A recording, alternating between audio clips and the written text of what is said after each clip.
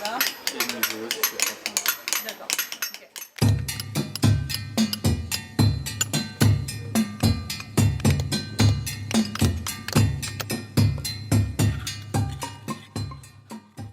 Mes valeurs, les principes que m'ont donné mes parents. Ma technique pour les nouilles instantanées. Moi, je pense que c'est mes origines. Mon père est russe et du coup ma mère est française, donc j'ai les deux origines mélangées. Je pense que c'est ça, mon patrimoine. De base, j'étais parti sur une ferme, une vieille bâtisse, parce que je trouve ça très intéressant. Je me dis qu'il y a plein de secrets. Quel est le rapport avec le patrimoine? Parce que ça me fait rêver, c'est beau. Pour moi, le patrimoine, c'est quelque chose qui nous définit et qui définissait des personnes avant nous. C'est ce dont on doit prendre soin. Ça peut juste être quelque chose d'historique comme le château. On peut se rassembler autour d'une culture, de musique, de nourriture, d'édifices, de bâtiments, donc que ce soit un patrimoine matériel ou immatériel. Et je trouve ça important pour la création d'unité et d'identité, en fait.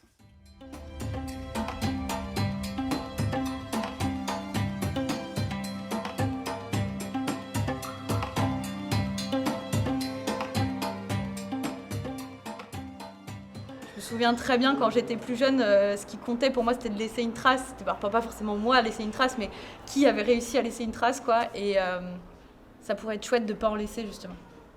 Mais d'ailleurs, pour moi, faire un chantier, c'est participer à l'écologie. Ça sert pour l'histoire de notre passé, mais ce sera aussi un bagage qui nous sera important pour notre futur. On essaie de limiter l'utilisation par exemple de la bétonnière, on fait du mortier à la main, on n'utilise pas de disqueuse pour tailler la pierre. Réfléchir au transport, même des bénévoles jusqu'au chantier, réfléchir à comment manger en collectif et comment réduire notre impact. Et puis aussi c'est des petites choses qui font leur chemin dans nos têtes et finissent par soulever d'autres problèmes plus importants et qui nous sauteront aux yeux d'autant plus rapidement.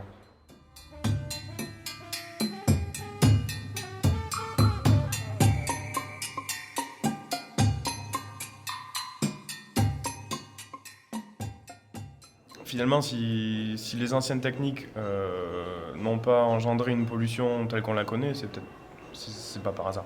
Nous, on travaille avec des pierres qui ont mis des millions d'années à se former et qui sont là depuis des centaines ou des milliers d'années, avec des structures en bois qui durent des décennies et des décennies, alors que maintenant, on ne propose pas plus qu'une décennale sur un bâti.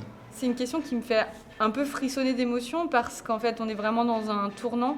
Quand je vois du patrimoine bâti en terre, en paille, ça m'émeut aussi profondément parce que même si je suis particulièrement touchée par la pierre et par son côté très immuable, je suis aussi beaucoup touchée par le fait que y a des bâtis qui vont totalement se désagréger dans la nature et qui vont ne laisser aucune trace de leur présence. Et c'est beau aussi en fait. C'est complètement possible de restaurer avec des matériaux durables, des matériaux naturels sur des bâtisses et des infrastructures importantes. Et au lieu de faire en effet des nouveaux bâtiments, des nouvelles routes, des nouvelles infrastructures, sauvegarder ce qu'on a déjà. L'écologie demande un effort supplémentaire, du temps supplémentaire.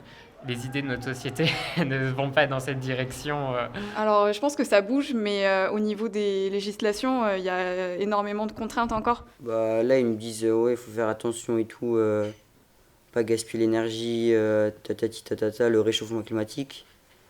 Mais je pense que la plupart des gens, ils en ont rien à faire. Donc dans 30 ans, ça n'aura pas changé. I think we are the generation that has been told the most. And we are the generation that has been the loudest about things that need to change.